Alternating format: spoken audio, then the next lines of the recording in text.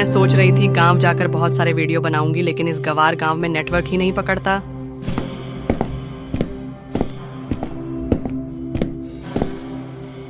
अरे बैठा, तुम्हारी ताई ने छत पर बिस्तर लगा दिया है, तुम चलकर सो जाओ।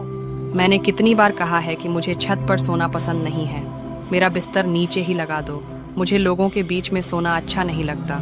मुझे थोड़ी प्राइवेसी चाहिए। लेकिन बेटा देखो, जब तुम्हारी शादी हो जाएगी तो तुम्हें अपने ससुराल वालों के साथ रहना होगा। वहाँ अगर सभी लोग छत पर सोते हैं तो तुम्हें भी उन्हीं के साथ छत पर सोना पड़ेगा। ऐसे में अगर तुम अभी से इसकी आदत नहीं डालोगे तो बाद में तुम्हें बहुत मुश्किल होगी।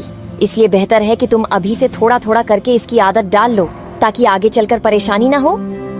लेकिन मामी, मैं तो गांव में शादी ही नहीं करूंगी। मेरी शादी तो किसी अच्छे शहर में ही होगी, और शहर के लोग ऐसे नहीं होते कि सब छत पर सोएं। वहाँ तो हर किसी का अपना अलग कमरा होता है, अपनी प्राइवेसी होती है। मुझे भी ऐसा ही जीवन चाहिए, जहाँ मुझे अपनी जगह, अपनी आज़ादी मिले। मैं किसी के बीच में नहीं, अपने कमरे में आराम से सोना चाहती हूँ। इसलिए अभी से ही मुझे आदत नहीं डालनी छत पर सोने की, क्योंकि मेरी जिंदगी की सोच ही अलग है। सुनीता बिना किसी पंखे के नीचे ही जमीन पर आराम से सो जाती है। उसे तो कोई फर्क ही नहीं पड़ता, न गर्मी की परवाह न मच्छरों की, बस जहां जगह मिल जाए वहीं सो जाती है। और कुछ दिनों के बाद सुनीता के माता पिता उसकी शादी करवा देते हैं। मैंने इस दिन का न जाने कितने दिनों से इंतजार किया है। हर रोज यही सोचा करती थी कि कब वो पल आएगा जब मैं दुल्हन बनूंगी। और आज वो सपना सच हो गया। आज जो कुछ भी हो रहा है वो मेरे लिए किसी जादू से कम नहीं लग रहा। सच में मेरा ये सपना आज पूरा हो गया। हाँ, मैं भी इस दिन का कितने दिनों से इंतजार कर रहा था। अरे सुनीता, जरा जल्दी करो, मेरा बैग लेकर आओ। मैं पहले ही काफी लेट हो चुका हूँ। ऑफिस के लिए मीटिंग का टाइम हो गया है। बॉस नाराज हो जाएगा अगर और देर हो गई तो। अरे मैं आपके लिए सब्जी बना रही हूँ, रुक जाओ, थोड़ा आ रही हूँ बैग लेकर। अरे सॉरी, ये लो आपका बैग। अरे तू थोड़ी दिमाग से पागल है क्या? मैं इतनी देर से चिल्ला रहा हूँ कि लेट हो गया हूँ और तुझे समझ ही नहीं आता।